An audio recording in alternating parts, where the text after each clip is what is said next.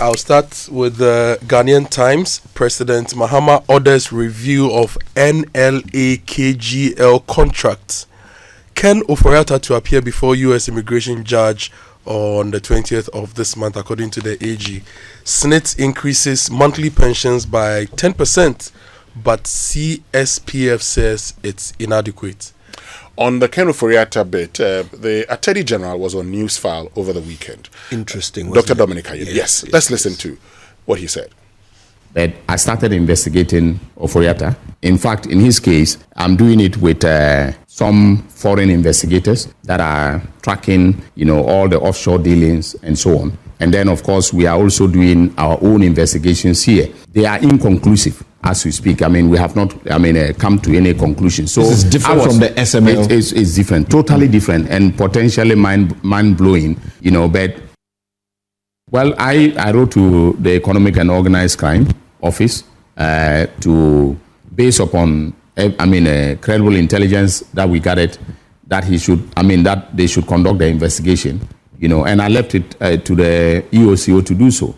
So as at now, no report has come to my office with respect to those two, and I'm waiting for them to be able to do so. And even National Cathedral, for instance, I'm still waiting for the forensic report. I can't proceed to court on National Cathedral unless the forensic report is given to me. So for people like Domlevo, I'm a bit surprised that they know that even when I have filed a case in court, okay, the speed of the case doesn't depend exclusively on me. There is plentiful evidence. Plentiful the BNC director accounts. Yes. We have seen the letter from Mr. Chireme Joshua. Yes. Who ordered those accounts to be opened? the dead man. So we'll come to, when the trial starts, we'll come to his letter. Why get you to suggest that you suspect that I suspect that letter was a forgery. Is fictitious? I think it is. I think so. But even if that were the case, and if Mr. Chireme were alive today, I would have, arrested and prosecuted him for that act. I don't think that they necessarily have to plead guilty. My view of the plea bargain regime doesn't convince me that they have to necessarily plead guilty. The framework of that law, it should be possible for the money and withdraw the charges, or even enter into a deferred prosecution agreement with them. I can do that. Okay. Yes. So I just want a process mediated by the judge, so that I do not walk off being seen as being arbitrary.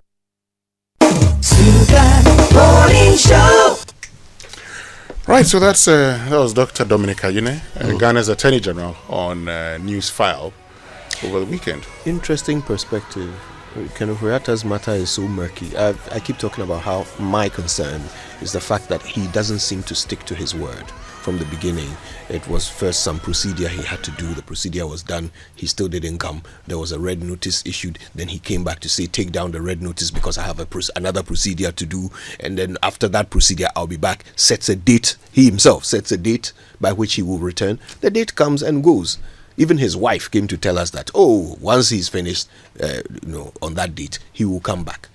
He still doesn't come back. Now he's actively taking steps to not come back. I'm sorry, but it goes completely against his original claim that he has nothing to hide and he will willingly come back. Right?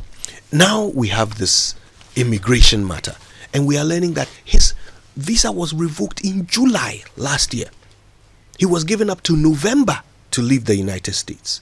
And it is only on his failure to leave in November that ICE has picked him up. And ICE doesn't pick you up for doing nothing. ICE will not pick you up for doing nothing wrong. And when you are in ICE detention, there's no such thing as bail. Right? You are a flight risk by nature of why you've been picked up. So now you are living in this state of discomfort simply because you refuse to do the thing that you yourself said you would do. Ken is a very difficult person to defend, I must say. Okay, let's get into other papers. Could you? Oh, yes, okay. Sorry? The Chronicle. Yeah, the Chronicle. Sorry, I was thinking about Ken Ofori-Atta for a moment. The Chronicle has some big stories this morning. They are all to do with the NPP's upcoming presidential primaries. So the big one says Brian wins grassroots support in the northern regions. And then we have this one, give me the power and I'll give you jobs, according to Ken. And in favor of balance, here's one about Dr. Bawumia, which says 118 former PCs pledge to vote for Bawumia. I'll take you to the Today newspaper. Unauthorized students prohibited from registering for WASI, and this was contained in a statement by the GES Public Relations Unit. Basically, some headmasters are registering Form 2 students and private candidates for WASI in exchange of fees. And GES says, no, you cannot do that. Now, HIV infections surge in Ghana. This is quite worrying. HIV infections surge in Ghana amid high prevalence among female sex workers and homosexuals. This is according to the National AIDS Control Program. And corruption fight still government's priority. Vice President J. Nano Pokwajuman speaking there. It's almost as if HIV knows the kinds of activities that society frowns upon and decides to prevail in those areas. We still need to preach prevention. We still need to do that. You know, when we were younger, it was everywhere, right? ABC, right? Abstinence, and then being faithful, condom use. I don't hear the messages lately. We need to keep drumming that in, so that a lot of sexually active people who are not being cautious will start thinking about it. Yeah. All right, I have the daily guide. This morning, the big one says, my presidency will be about jobs, and that's Kennedy Ajapong saying this. 2024 NPP PCs endorse Bawumia, that story again. And Ghana Embassy confirms Ofori-Atta's U.S. detention. Yeah, I think it's now, I'll confirmed. give you two more. 7 highway robbers nabbed, and KGL welcomes government contract review. That story is also on the front page of the archives. KGL welcomes review of NLA contracts, commits to delivering greater value to the government. Tema Dawenya Road project crawls as commuters suffer. Motorists lament heavy traffic, accuse contractor First Guy of go slow. Those who live on this stretch are suffering. If you are coming to Accra, you will deal with that road and come and deal with the motorway as well. Then after dealing with those two bad roads, you will hit the Accra traffic and suffer some more. Yes. So people, look, if you have my friend in Tema or Dawenya and you have any event, or don't invite me, I won't come. I won't risk my life on the motorway and risk my life on the other road and come to. I won't come. Don't invite me. And so a lot of the residents, they are unhappy, and they are urging the Minister for Roads and Highways to ensure that First Sky, which is the contractor on that stretch, moves as fast as possible. Now, Hohoe MP fights Amewu over ownership of stadium as roads deteriorates. Government Ownership? Yes, ownership of stadium. I'll give you details of that story later. Okay. And polluted river Ewusu shows signs of recovery after 9 months operation. This river is in the Etiwa East area, and 9 months says that after the operation, they have seen that the river is recovering, and which is good news for a lot of the people in the area.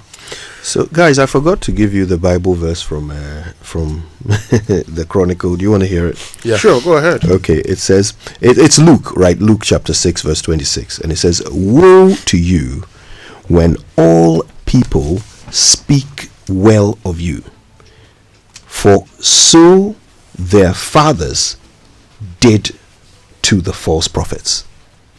Say that again. Woe to you when all people speak well of you, for so their fathers did to the false prophets. And then the bad headline was, Brian wins grassroots support in the northern regions. And myjournalline.com this morning, government clears 1.47 billion energy sector debt, restores World Bank guarantee. So that's the debt that has been cleared over the last 1 year. Mahama departs for World Economic Forum. Government pays $399 million in IPP debt as part of energy sector research. National security turns to public cleanup to curb prostitution in Tamale. Let's go to citynewsroom.com this morning, find out the major stories. Government pays $1.4 billion to stabilize Ghana's energy sector. Forget the retail takeover. Nigerians pumped $103 million into Ghana's economy. Tia Yabua defends Saglemi probe, accuses AG of spewing untruth. And Tampoli says NPP remains a national party, not ethnic or religious party. Okay, which means we can get into the details of the stories. Yes, and I'll start with the Ghanaian Times. The big story is the president ordering the review of the NLA KGL contract. The story says President John Mahama has ordered for a comprehensive review of the contract between National Lottery Authority and KGL Technology Limited that was signed in 2024. He has also called for a renegotiation of the contract to ensure the complete protection of public interest, value for money, and strict compliance with applicable laws, regulations, and government policy. And KGL says that they welcome the order for the review and they commit to delivering greater value to the government. From there, let me take you to the Tema Dawena Road, because it's a big deal for a lot of people, not just Ghanaians, but people who live on the eastern part of the West Africa, Benin, Togo, Nigeria. People who use that road are all affected. Now, the story says the ongoing dualization of the Tema Community 25 Dawena Road, a project expected to significantly ease traffic congestion along the busy corridor, is progressing at a frustratingly slow pace, leaving commuters and motorists exasperated. Road users who depend on the road daily complain that the sluggish pace of work by the contractor, Fair Sky Construction, has resulted in unbearable traffic congestion, particularly during peak hours. Commuters and residents report spending several hours on the road, arriving late to work, school and home, often exhausted and unproductive. Now, since December, the situation has worsened dramatically, with some motorists reportedly spending as long as 4 hours traveling from Tema Free Zones traffic lights to Dawena, a journey that ordinarily takes between 5 and 10 minutes. And Fair Sky Construction, according to information available to the archives, has been awarded Tranche 2 of the project and given a 24-month completion timeline. However, the visible slow pace of work has raised doubts among road users and residents about whether the contractor can complete the project on schedule. And there's also the part about police extortion on the stretch and other issues to do with, in fact, residents are calling for Fair Sky and the relevant authorities to accelerate work on the project to ease the stress they go through every day. They're right. The construction has been slow, and they need to ensure that they're able to complete the road within the 24 months. My mother lives at Dawena, and so it's an area I know. And sometimes when you have to visit, it's, you're thinking about the hours you're going to spend in traffic. Okay. And so I'm happy the story has been done, and we'll talk more about it later on the show. And for those of you who live on that stretch, for those of you who use that road also, share your experiences with us this morning here on the Super Morning Show. Join us on X, use the hashtag JoySMS, and then on WhatsApp 055-1111-997, 055-1111-997. Let's get into other stories. Yeah, other stories. The HIV stories here. HIV infections surge in Ghana amid high prevalence among female sex workers. Now, the story says the National AIDS Control Program has raised alarm over rising HIV infections in Ghana, with new data showing disproportionately high prevalence among key populations, including female sex workers, men who have sex with men, and transgender women. So that's the story. According to the National AIDS Control Program, testing results show that about 4 to 5 out of every 100 female sex workers tested HIV positive, while approximately 26 out of every 100 men who had sex with men also tested positive. Well, so it's good this morning that you've talked about the ABC. Yeah. Always be covered. I like that. Always be covered.